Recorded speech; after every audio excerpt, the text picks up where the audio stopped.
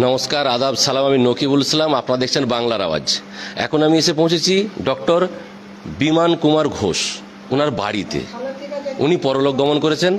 কথা বলবো ওনার বাড়ির সাথে, দৃশ্য দেখাবো ওনার বাড়ির কি পরিস্থিতি, কীরকম চলছে সেখানে সব কিছু, কতটা মর্মাহত সেই এলাকার মানুষ এবং কি কি করেছেন উনি এই জয়নগরের জন্য। একটু এগিয়ে আসবেন, আমরা এখানে কথা বলবো। এখানে বসে আছেন, একটু এগিয়ে আসুন, হ্যাঁ একদম সামনে আসুন। ওনার ডক্টর বিমান কুমার ঘোষের বৌদি। আপনি শুনেছেন কি হয়েছে? শুনেছি, শুনতে তো হবে আমাকে। এগিয়ে আসুন, এগিয়ে আসুন।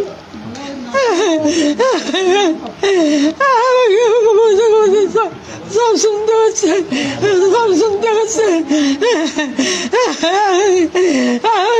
সব শুনতে হচ্ছে।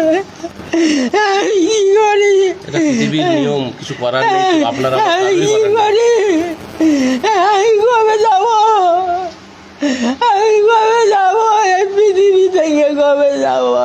বলতে নাই ঠাকুমা। এটা হচ্ছে ডক্টর বিমান কুমার ঘোষের বৌদি। ইনি এতটাই মর্মাহত, উনি কথা বলতে পারছেন নি। আমরা কথা বলবো ওনার বাড়ির লোকের সাথে, এই এলাকার মানুষের সাথে। উনি যে কর্মকাণ্ডগুলো করে গেছেন তার জন্য কতটা শোকার্ত এই এলাকার মানুষ। আমরা আসুন, এদিকে আসুন একবার, আপনাদের সাথে একটু, আপনারা ওনার সাথে কথা হয়েছে, উনি কিছু বলতে পারবেন বুঝতে পারছি। তো এদিকে আসুন, আসুন আপনারা আসুন, আপনারা আসুন, আমরা সকলের সাথে কথা বলে এদিকে আসুন। বলছি আসুন এদিকে, হ্যাঁ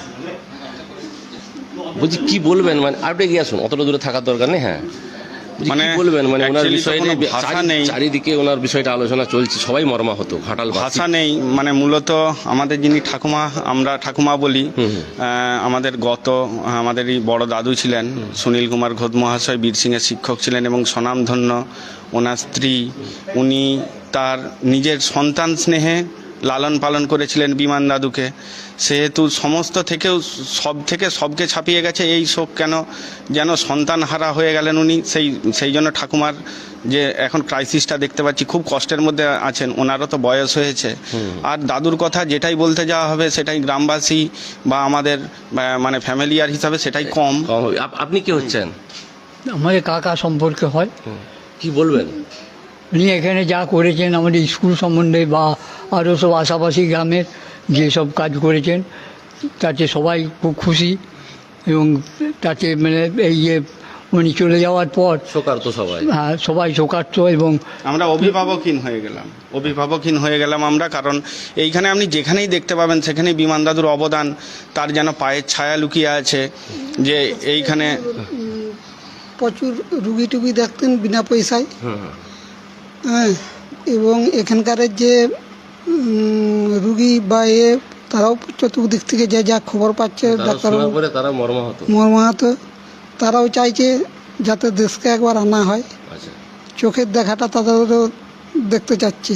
দেশে আনা যেন হয়। এখন বডি কলকাতায় আছে, দেশে আনার মানে প্রচেষ্টা চলছে। যদি আনা যায়, কারণ সবাই একটা হবে যে শেষ দেখাটুকু না। দর্শক বন্ধুরা, আপনার সামনে জানিয়ে রাখি, বিমান কুমার ঘোষকে দেশেতেও আনার চেষ্টা চলছে। এলাকার মানুষ এতটাই তাকে ভালোবাসেন, একবার 10 মিনিটের জন্য আসবেন, আবার বডি নিয়ে চলে যাওয়া হবে কলকাতায়, সৎ কাজ করা হবে কলকাতায়, তাই তো? কলকাতা। কিন্তু তার বডি আনার চেষ্টা চলছে। যখন আসবেন তখন অবশ্যই দেখাবার চেষ্টা করব। আর গ্রামে প্রচুর অবদান আছে। যেমন ধরুন আমাদের আজকে যে হাই স্কুল, উনি তো হাই স্কুলের যে অবদান আছে এটা মনে হয় আমাদের ঘাটাল সাব ডিভিশনে কোনো স্কুলে নেই। 1 নম্বর প্রাইমারি স্কুল, তারপরে লাইব্রেরি, সোসাইটি, সেখানে একটা নতুন পথে দিশা দেখিয়েছেন সায়েন্সের স্টুডেন্টদেরকে, যে চিকিৎসার জাদুঘর, চিকিৎসার যে ইনস্ট্রুমেন্ট, মেডিকেল ইনস্ট্রুমেন্ট, সেগুলো উনি নিজের অর্থ ব্যয় এবং নিজের প্রচেষ্টাতে করেছেন। এখানে বিনা পয়সাতে সবাইকে দেখেন। এবং তৎসহ জয়নগর গ্রামের আপনি যেদিকে তাকাবেন রাস্তাঘাট নিজের থেকে করেছেন। এখানে ঘোষ পরিবারের যে রাস্তাঘাট, তারপরে মন্দিরকে নতুন করে সাজিয়েছেন। আমাদেরকে কোনো কিচ্ছু বুঝতে দেয়নি। মানে একটা বড় ছায়া যাই বলুন অভিভাবক, তাকে হারালাম। মানে কাল থেকে যেন আমরা বুঝতেই পারছি না, যেন গোটা গ্রামে শোকের ছায়া, কোনো কথা শোনা যাচ্ছে না কারো মুখ থেকে। এই ধরনের ওনার কোনো বিশেষ দিক একটা কিছু মনে পড়েছে আপনার? সব থেকে কোন দিকটা ভালো লাগতো? উনি এমন মানুষ ছিলেন, কোনো দিকটাই যে খারাপ সেই দিক কোনো চোখে পড়তো না, যেদিকেই তাকাবেন সবই ভালো দিকে। মানে সামনে এসে দাঁড়ালে বিপদে পড়েছে শুনলে পরে উনি মোটামুটি সামনে ও থাকতেন। সে নিজের জীবন পর্যন্ত দিয়ে তাকে সাহায্য করেছে। উনি ফ্রিতে অপারেশনও করতেন শুনেছি। হ্যাঁ, আমাদের এই মানে এলাকার মধ্যে তার নিজের যেইটুকু করার ছিল, যতটা সম্ভব গরিব মানুষের জন্য তিনি ততটাই চেষ্টা করে করতেন।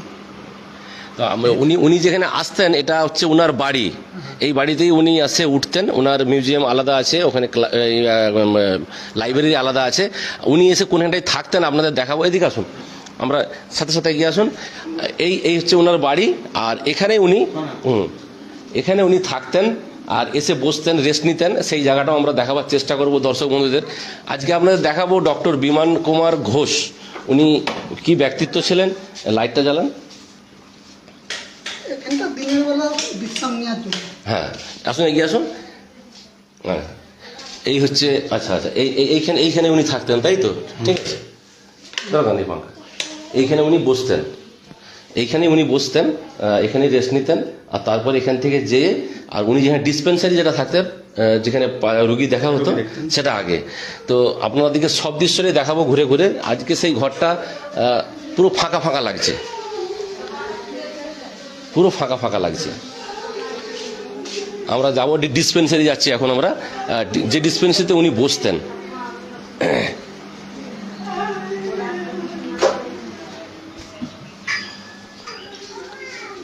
ওই দিকটা যান, দেখতে পাচ্ছেন ডক্টর বিমান কুমার ঘোষ এখানে বসতেন, এখানে উনি বসতেন। ঠিক আছে, এখানে উনি বসতেন। এখান থেকে চিকিৎসা করতে ফ্রি, FRCS লন্ডন ফেরত ডাক্তার। একদম জয়নগর একটা খুবই ইন্টেরিয়ার এলাকা, খুবই ঘাটাল থেকে কমসে কম 15 কিলোমিটার ভিতরে। এখানে টাওয়ারেরও ডিস্টার্ব হচ্ছে, সে দর্শক বন্ধু আপনারা দেখতে পাচ্ছেন।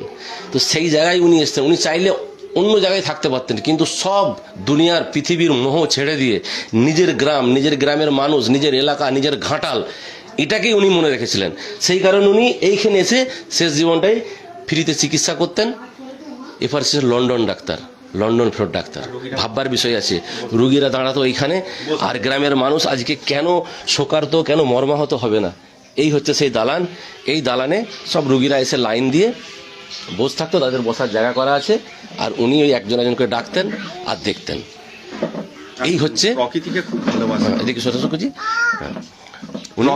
প্রকৃতিকে খুব ভালোবাসতেন। তার একটা নেশা ছিল কি, গাছপালা সবসময় পরিষ্কার পরিচ্ছন্ন যেন থাকে। আমাদের গ্রামটার ভেতরে ঢুকলেই দেখতে পাবেন সব জায়গায় পরিষ্কার পরিচ্ছন্ন। উনি যখন আসতেন নিজ ব্যয়ে সমস্ত কিছু, ঘাস কাটার ব্যবস্থা থেকে আরম্ভ করে সব কিছু এইখানে, মানে প্রকৃতিকে এত ভালোবাসতেন, মানে চিন্তার বাইরে একদম। মানে এইখানে যেটা ইয়ে করে, উনি তো ওনার এখন বডি আছে কলকাতায়। ওনার মেয়ে কোথা থাকে? ক্যালিফোর্নিয়া। আচ্ছা, ওনার মেয়ে আসার পরে তারপরে সৎকার করা হবে, সেটা কলকাতাতেই হবে। হ্যাঁ, ওনার বডি এখানে আনার একবার চেষ্টা চলছে, কিন্তু সেইভাবে কোনো আসবে, ম্যাক্সিমামটাই আশা আছে, আসবে। একবার সকলে দেখতে চাইতাম ওনাকে। আর দাদুর যারা মানে ডান হাত বলুন, বাঁ হাত বলুন, ইনি ছিলেন, পিঙ্কাকেও আসো একবার, ইনি ছিলেন। হ্যাঁ, ইনি দাদুকে মানে নিজে বুকে আগলে রেখেছিলেন। বাড়িতে আসতেন আপনি, ইনি ছিলেন। আমার একটা ভাইপো, সে সম্পর্কে কাকার নাতি হয়।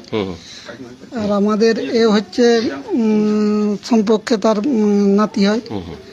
এও থাকে, আমিও থাকি, বা আমার সেই ভাইপো দেবতনু ঘোষ সেও থাকে। এই তিনজনে এই চেম্বারের দিনটাকে চালনা করা হতো।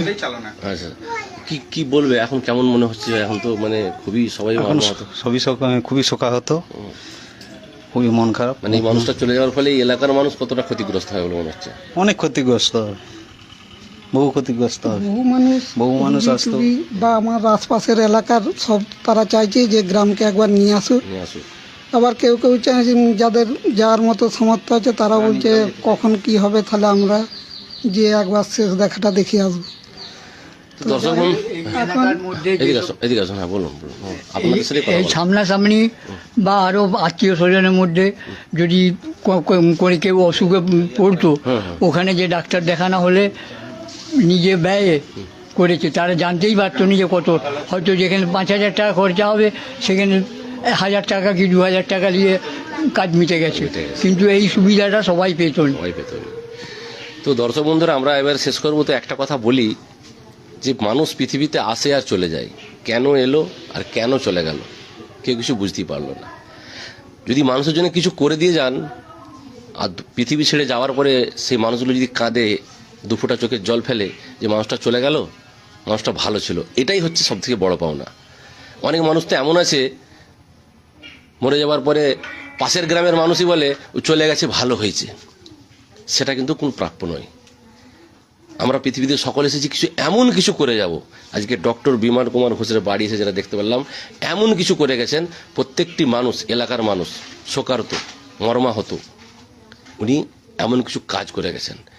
তো আজকে আমরা এই বিষয়টা তুলে ধরার কারণ বাংলার আওয়াজে, আমরা ছোট ছোট জিনিস নিয়ে একে অপরের শত্রুতা করি, কারো পাশে দাঁড়াবার জায়গায় পাশের লোকের ক্ষতি করার চেষ্টা করি। কিন্তু আপনাদের মতো মানুষ মারা গেলে আমরা সেখানে যেয়ে যাব না যে বিষয়টা কি আছে জানতে। আমি কেন, অন্য কোনো সংবাদ মাধ্যম যাবে না। কিছু এমন কিছু করতে হবে, তবে মানুষ সে এলাকার ভালোবাসবে। আর সেই মানুষের ভালোবাসার কারণে আমরা সেখানে যাব বিষয়টা কি দেখার জন্য, আর সেটা দেখার জন্য আজকে এসেছিলাম। তো সকলে চেষ্টা করবেন পৃথিবীতে কিছু দিয়ে যাওয়ার। পৃথিবীতে একা এসেছেন, একা যাবেন। এই যে ডক্টর বিমান কুমার ঘোষ দিয়ে গেছেন, এটা কয়েকশো হাজার বছর চলতে থাকবে। পিড়ির পিড়ি গল্প করতে থাকবে। একজন ছিলেন ডক্টর বিমান কুমার ঘোষ এরকম টাইপের। সেই কারণেই বাংলা রাজ্যের পর্দায় আজকে ভালো থাকুন, সুস্থ থাকুন, বাংলা রাজ্য দেখে থাকুন। আমি নকিরুল ইসলাম, ধন্যবাদ।